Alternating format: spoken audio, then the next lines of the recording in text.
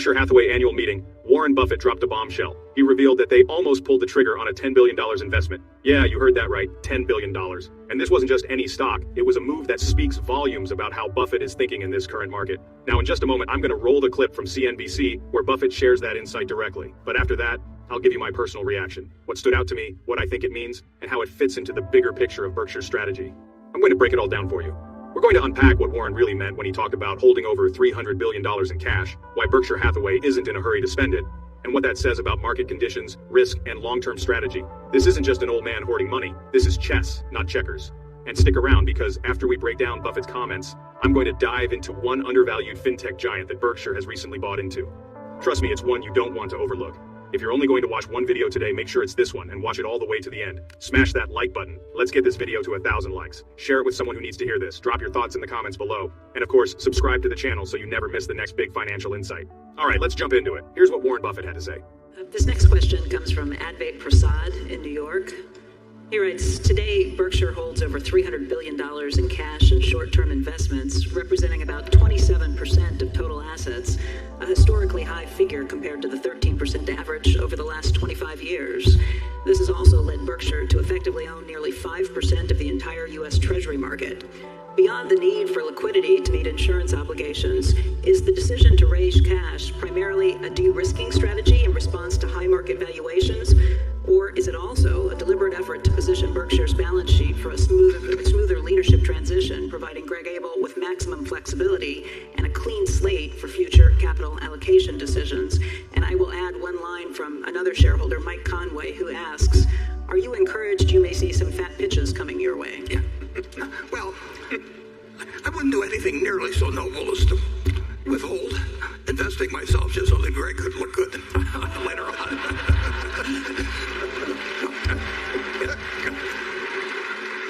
Now, if he gets any edge when I leave, I'll resent that. So the amount of cash we have is we would spend. We came pretty close to spending $10 billion not that long ago, for example. But we'd spend $100 billion. I mean, and those decisions are not tough to make. When something is offered that makes sense to us and that we understand and offers good value and where we don't worry about losing. And the one problem with the investment business is that things don't come along in an orderly fashion, and they never will. I mean, it isn't like every day. The long-term record is sensational, but that is not a product. And I've had 200 trading days times 80 years. At 16 million trading days. It'd be kind of 16,000 trading days. It would be nice if every day you got 4 opportunities or something like that, and they were expected to be equally attractive. If I was running a numbers racket, every day would have the same expectancy of that I would keep 40% of whatever the handle was, and so the only question would be is how much we transacted. But we're not running that kind of a business, and so we're running a business which is very, very, very opportunistic. And Charlie always thought I did too many things. He thought if we did about 5 things in our lifetime, we'd end up doing better than if we did 50, and that we never concentrated enough. So that we would rather have, if we've got 335 billion now in treasuries, we would rather have conditions that have developed where we would have like 50 billion or something like that. But that just isn't the way the business works. And we have made a lot of money by not wanting to be fully invested at all times. And we don't think it's improper, actually, for people who are passive investors just to make a few simple investments and sit for their life.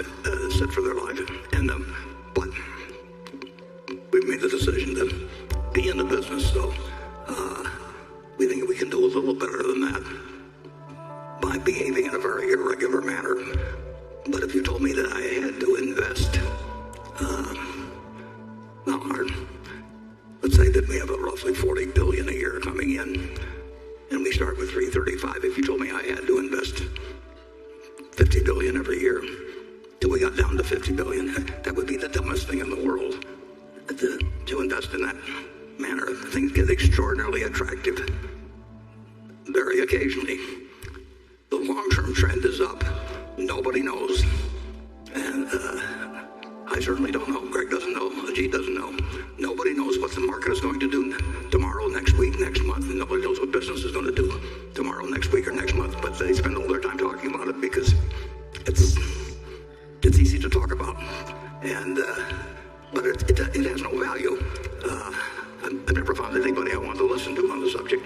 And on the other hand, I've found that leafing through things like that big Japanese book that I can't read anymore, that's a treasure hunt. And every now and then you find something, and occasionally, very occasionally, but it'll happen again. I don't know when. It could be next week, it could be 5 years off, but it won't be 50 years off. We will be bombarded with offerings that we'll be glad we have the cash for. And it'd be a lot more fun if it would happen tomorrow, but it's very unlikely to happen tomorrow. Very, very unlikely to happen tomorrow. But it's not unlikely to happen in 5 years. And then the probabilities get higher as you go along. It's kind of like death. I mean, if you're 10 years old, the chances that you're going to die the next day are low. If you get to be 115 or something like that, it's almost a cinch. Particularly if you're a male. I mean, all the records are held by females in terms of age. And I tried to get Charlie to have a sex change so he could test out whether.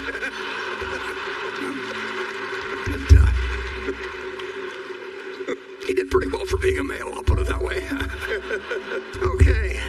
So let's start with the first big question. Why is Berkshire Hathaway sitting on this mountain of cash, over $300 billion in cash and short-term investments, nearly 27% of the company's total assets? Buffett's response here is classic Warren. He doesn't dress it up in corporate PR. He doesn't spin it. He essentially says, look, we're not sitting on this cash to help Greg Abel look good after I'm gone.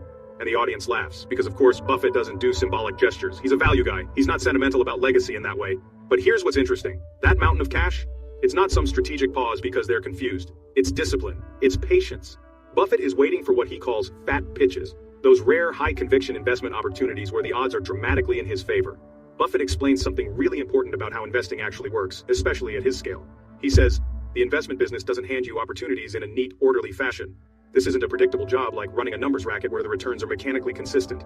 Instead, he compares Berkshire's investing style to a very, very opportunistic business.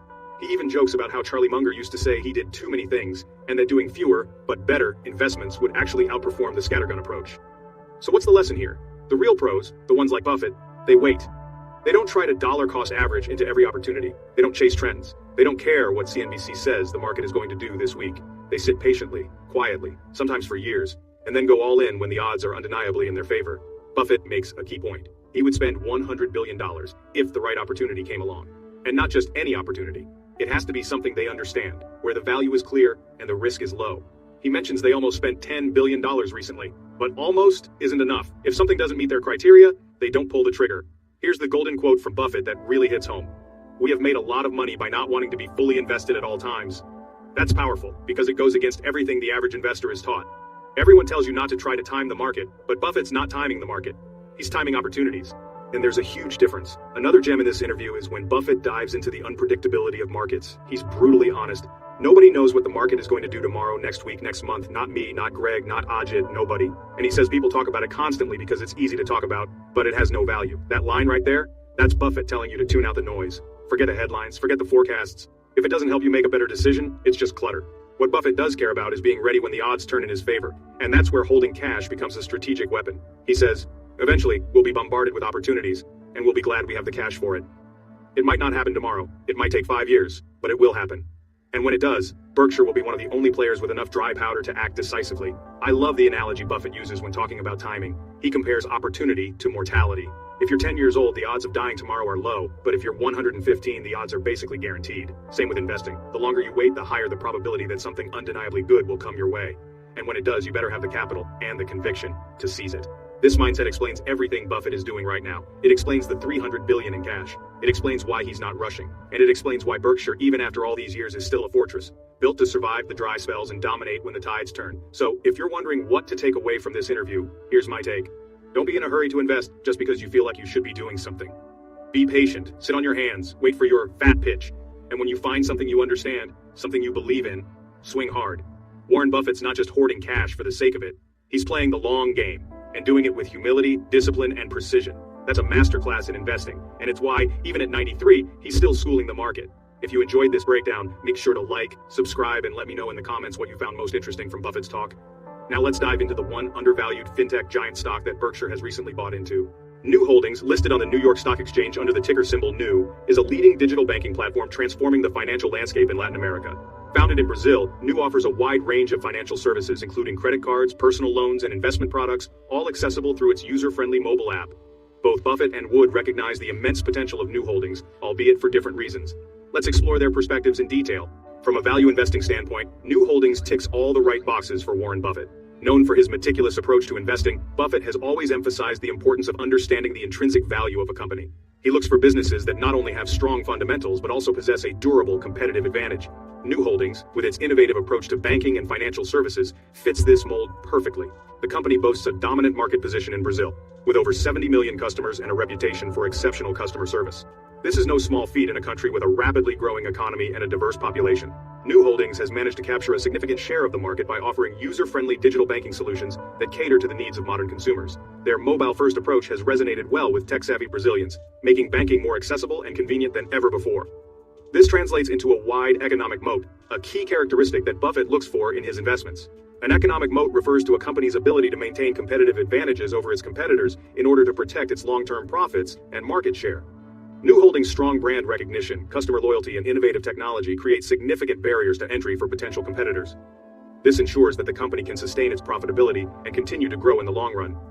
Moreover, New Holdings operates in a highly profitable and underbanked market, providing ample room for expansion. Brazil's financial sector has historically been dominated by a few large banks, leaving many consumers underserved. New Holdings has capitalized on this opportunity by offering affordable and accessible financial products to a broader audience. Their innovative solutions have not only attracted millions of customers, but have also set the stage for future growth as they continue to expand their services and reach new markets. The company's strong financials, including consistent profitability and a healthy return on equity, further solidify its appeal to a value investor like Buffett. Financial stability is crucial for any investment, and New Holdings has demonstrated its ability to generate steady profits while maintaining a robust balance sheet. Their impressive financial performance is a testament to their effective management and strategic vision. For value investors, this combination of strong fundamentals, growth potential, and a solid economic moat makes New Holdings an attractive investment opportunity. Cathie Wood, with her focus on disruptive innovation, also sees New Holdings as a trailblazer in the fintech revolution. The company's technology-driven approach to banking, coupled with its commitment to financial inclusion, aligns perfectly with Wood's investment thesis. New Holdings' rapid growth trajectory, fueled by its innovative products and services, is another factor that resonates with Wood's growth-oriented investment strategy. The company's expansion beyond Brazil into other Latin American markets further strengthens its long-term growth prospects. Latin America presents a compelling investment opportunity for both value and growth investors. The region's economic landscape is evolving rapidly, driven by a combination of demographic trends, technological advancements, and increasing political stability. Investors are particularly drawn to the potential for high returns, given the region's untapped markets and the growing demand for modern financial services. The region is home to a large and young population, which is a significant advantage. This demographic dividend means a growing workforce and a burgeoning consumer base, both of which are essential for sustained economic growth. Young people are more likely to adopt new technologies and services, making them a key target for innovative companies like New Holdings. With a growing middle class and increasing smartphone penetration, the digital landscape in Latin America is ripe for disruption. The middle class is expanding as more people move out of poverty and into better-paying jobs. This shift is accompanied by a rise in disposable income, which fuels demand for a variety of goods and services, including financial products. Smartphone penetration is also on the rise, providing a platform for digital banking solutions to reach a wider audience. However, traditional banking infrastructure remains underdeveloped in many parts of Latin America, particularly in rural and underserved urban areas. Many people still lack access to basic financial services, such as savings accounts, loans, and credit cards. This gap in the market presents a unique opportunity for fintech companies to step in and offer innovative solutions that can bridge the divide, creating a significant gap that New Holdings is perfectly positioned to fill. By leveraging technology, New Holdings can provide accessible and affordable financial services to millions of people who have been excluded from the traditional banking system. Their user-friendly app and customer-centric approach make it easier for people to manage their finances, save money, and access credit. New Holdings' focus on providing accessible and affordable financial services to the underbanked population in Latin America aligns with the broader trend of financial inclusion. Financial inclusion is not just about providing access to banking services, it's about empowering people to improve their financial well-being. By offering products like low-cost loans, savings accounts with no minimum balance, and easy-to-use mobile banking, New Holdings is helping to lift people out of poverty and into the financial mainstream, making it a socially responsible investment as well. Investing in companies that prioritize financial inclusion and social impact can generate both financial returns and positive societal outcomes. New Holdings is committed to community development and sustainability, supporting projects that improve education, healthcare, and economic opportunities in the regions they serve. This dual focus on profit and purpose makes New Holdings an attractive option for investors who want to make a difference while also achieving their financial goals. While Brazil remains New Holdings' core market, the company has embarked on an ambitious expansion strategy, targeting other high-growth markets in Latin America. New has already launched its operations in Mexico and Colombia, two of the region's largest economies, with plans to expand further in the coming years. This expansion strategy is crucial for New Holdings to maintain its impressive growth trajectory and achieve its goal of becoming the leading digital banking platform in Latin America. New Holdings' financial performance has been nothing short of stellar. The company has consistently grown its revenue and customer base at an impressive pace, while also demonstrating a clear path to profitability. With a market cap of $60.4 billion, and earnings per share of 0.41 and a price-to-earnings ratio of 30.26, the company is gaining attention for more than just its numbers. It's the story behind the numbers that really stands out. In 2024, New reported $11.52 billion in revenue, reflecting a massive 43% growth year over year. Even more impressive, net income hit $1.97 billion, nearly double what they posted the year before. That kind of performance translates to a return on equity of 32%, which is a strong indicator of profitability and efficient management. But it's not just the financials turning heads. New's customer base has skyrocketed past 114 million users, with major traction in Brazil, Mexico, and Colombia. That kind of scale shows they're not just growing, they're dominating. One of the most important milestones this year was regulatory. New Mexico secured a banking license. That's a game changer. It paves the way for New to operate as a full-service bank, expanding its offerings and deepening its presence in the Mexican market. It also marks a major push toward greater financial inclusion and healthy competition in a region long dominated by traditional banks. Naturally, this kind of progress is starting to catch the eye of the investment community. Analysts and market watchers are highlighting New Holdings as an undervalued gem in the fintech sector. With such strong fundamentals and strategic moves in place, many believe the company is well on its way to becoming a dominant force in Latin America's financial ecosystem. Stock price momentum is already reflecting investor confidence.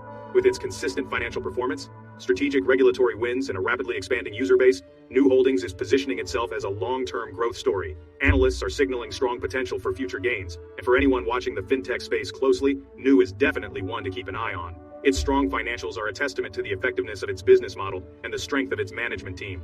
New Holdings' ability to attract and retain customers, coupled with its efficient operations, positions it for sustained financial success in the years to come. The convergence of favorable market dynamics, a robust business model, and a strong track record of execution makes New Holdings a compelling long-term investment opportunity. The company is well positioned to capitalize on the growing demand for digital financial services in Latin America and beyond. What are your thoughts on New Holdings' growth potential? Share your insights in the comments below. If you're looking to grow your wealth by investing in solid, undervalued stocks, but not sure where to start, I created the Value Stocks Investing Master Course to teach you how to identify great companies, make smart investment decisions, and build a portfolio that lasts. No hype, just proven, timeless investing principles that work. Click the link in the description to get the course today at a 67% discount and take control of your financial future today. Join the fintech revolution. Don't miss out on the opportunity to invest in the future of finance and technology. Join Stocks Galore's exclusive Patreon community for access to premium stock tips, in-depth analysis, and much more. Like this video and subscribe to our channel for more insightful content on the world of finance. Until next time, happy investing.